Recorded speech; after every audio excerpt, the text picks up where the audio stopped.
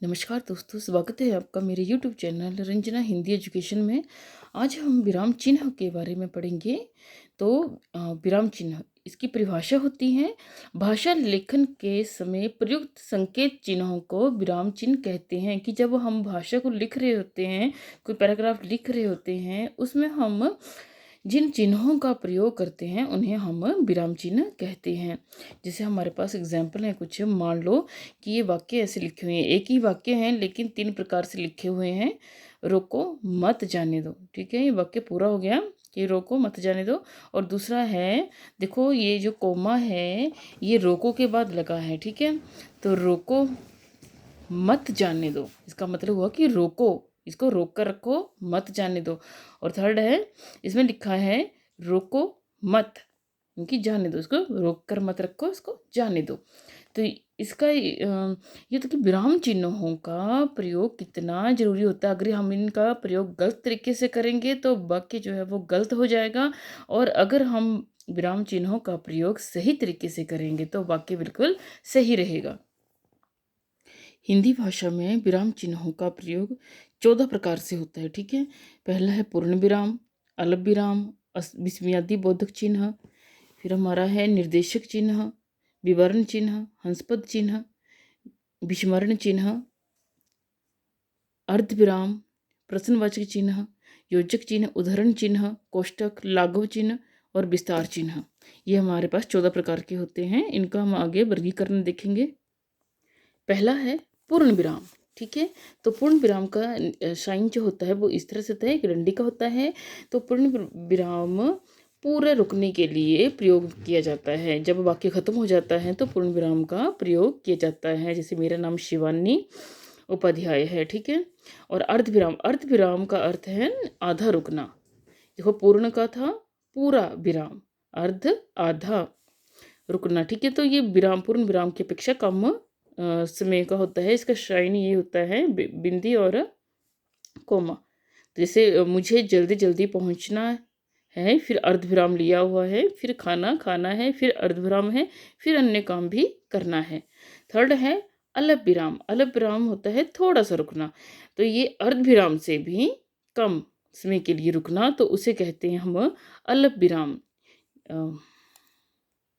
जैसे राम लक्ष्मण भरत और शत्रुघ्न दशरथ के पुत्र थे। तो ये कोमा होता है, इंग्लिश में हम कोमा बोलते हैं अल्प विराम को, ठीक है। तो आगे है प्रश्नवाचक चिन्ह। जब क्वेश्चन होता है तो वहाँ प्रश्न पूछा गया होता है, वहाँ हम क्वेश्चन मार्क लगाते हैं, तुम्हारी परीक्षा कब से शुरू है। तो इसमें हम प्रश्न चिन्ह लगाएंगे क्योंकि क्वेश्चन पूछ रहे हैं। नेक्स्ट है विस्मयादि बोधक चिन्ह। तो ये एक डंडा और नीचे बिंदी होती है। जहाँ भी हैरानी वाले वाक्य होते हैं या कोई ये जिनसे हमने कोई अपने मन के भाव को प्रकट करना हो, तो वहाँ पर विस्मयादि बोधक चिन्ह का प्रयोग किया जाता है। जैसे सभापति महोदय आप अपने विचार प्रकट कीजिए। तो सभापति महोदय के लिए हम लगाएंगे विस्मयादि चिन्ह। जैसे हम बोलते हैं ना भगवान उसकी आयु लंबी करे, तो वहाँ भी विस्मयादि बोधक चिन्ह लगता है। वाह बारिश में भीगने में कितना मजा आ रहा है, ठीक है। तो वाह योजक चिन्ह ये डैश की तरह होता है। इस चिन्ह का प्रयोग शब्द युग्मों के बीच में, द्वंद्व समास में, तुलनात्मक स्थिति में, सा सी से के पहले प्रयोग किया जाता है। लेकिन जहाँ पर द्वंद्व समास वाला होगा, युग्म मतलब जो जोड़े होंगे, मतलब जहाँ पर एक जैसे ही दो जोड़े होंगे तो वहाँ भी हम योजक चिन्ह का प्रयोग करते हैं। जैसे शिवानी और शिवेश भाई बहन है, तो भाई बहन क्या है, समास भी है ये, तो ये योजक चिन्ह लगा हुआ है। सुख दुख, ठीक है। निर्देशक चिन्ह ये भी डैश होता है। ये योजक होता है वो छोटा डैश होता है, निर्देशक थोड़ा बड़ा होता है। ये किसी चीज़ को निर्देश करने के लिए, बताने के लिए लगाया जाता है। निर्देशक चिन्ह का आकार योजक चिन्ह की अपेक्षा कुछ बड़ा होता है, ठीक है। इस संज्ञा के निम्नलिखित भेद होते हुए भूतकाल, वर्तमान काल, ये भविष्य काल, इन चीज़ों में ये निर्देश देने के लिए, जहाँ पर कोई चीज़ हो वहाँ निर्देश देने के लिए इसका प्रयोग किया जाता है। उदाहरण चिन्ह, उदाहरण चिन्ह होते हैं किसी के द्वारा कहे गए कथन को ज्यों का त्यों लिखते समय अथवा किसी पुस्तक से किए गए किसी मूल वाक्य को उतारते में इस चिन्ह का प्रयोग किया जाता है।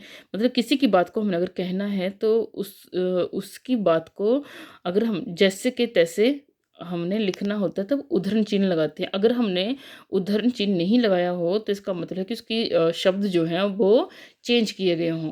अगर आप कहीं किसी की फ़िलॉसफ़ी को लिख रहे हों, अगर आपको आपकी उसकी फ़िलॉसफ़ी आपको ढंग से नहीं आती लिखने तो आप उद्धरण चिन्ह नहीं लगाएँगे। अगर आपको उसकी वर्ड टू वर्ड फ़िलॉसफ़ी आती है लिखने तो आप लोगों ने उद्धरण चिन्ह लगाना है। तो ये उद्धरण चिन्ह जो होते हैं ये 2 प्रकार के होते हैं, इकहरा उद्धरण चिन्ह और दोहरा। इकहरा में एक-एक कोमा उल्टा और सीधा कोमा लगता है और दोहरा में 2 लगते हैं इन्वर्टेड कॉम में। तो इकहरा उद्धरण जहाँ किसी का उपनाम लिखना हो, पुस्तक का नाम, कविता, इस तरह से जो नाम लिखने हो तो हम इकहरा लगाते हैं। एक ही कोमा लगाते हैं। तो और जहाँ दोहरा उद्धरण चिन्ह हो, जब किसी व्यक्ति का कथन मूल रूप में लिखा जाता है तो वहाँ दोहरा उद्धरण चिन्ह लगाते हैं। ठीक है, आगे हमारा विवरण चिन्ह। देखो विवरण चिन्ह है, ये 2 बिंदियाँ हैं और डैश हैं। किसी विषय के विवरण या व्यापक जानकारी से पूर्व इस चिन्ह का प्रयोग किया जाता है। भारतीय सभ्यता का सूत्र है सत्यम शिवम सुंदरम। मतलब हमने किसी चीज़ की जानकारी देनी होगी तो वहाँ पर हम विवरण चिन्ह लगाएंगे। कोष्ठक चिन्ह होती है ब्रैकेट जो हम मैथ में यूज़ करते हैं। बाकी से संबंधित ऐसी जानकारी जिसे अलग से देना हो, मतलब हमने कोई शब्द लिखा हुआ है, अगर हमने उसका दूसरा अर्थ भी बताना हो या कोई जानकारी अलग से देनी हो तो वहाँ हम कोष्ठक चिन्ह का प्रयोग करते हैं। तो जैसे यहाँ सिद्धार्थ लिखा गया है तो उनका नाम गौतम बुद्ध भी था, तो कोष्ठक में लिखा गया है इसे। अच्छा, आगे है हंसपद चिन्ह। ये होता है उल्टा बाई की तरह। इसका प्रयोग तब किया जाता है जब हम कोई बात भूल जाते हैं, जब हम कोई वाक्य लिख रहे हैं और उसमें हम कोई शब्द लिखना भूल गए हैं, तब हम ये चिन्ह लगाकर उस शब्द को उसके ऊपर साथ में लिख देते हैं। ठीक है, इस वाक्य को त्रुटिपूर्व भी कहा जाता है और ये हंस पक्षी के पैर के निशान की तरह है, तभी इसका नाम हंसपद चिन्ह रख दिया गया है।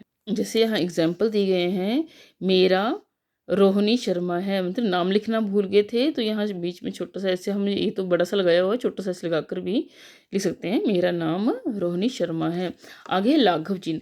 जब हम किसी वर्ड को आधा लिखते हैं तो उसके बाद हम गोलू लगा देते हैं ऐसे गोला करके, तो वो होता है लाघव चिन्ह।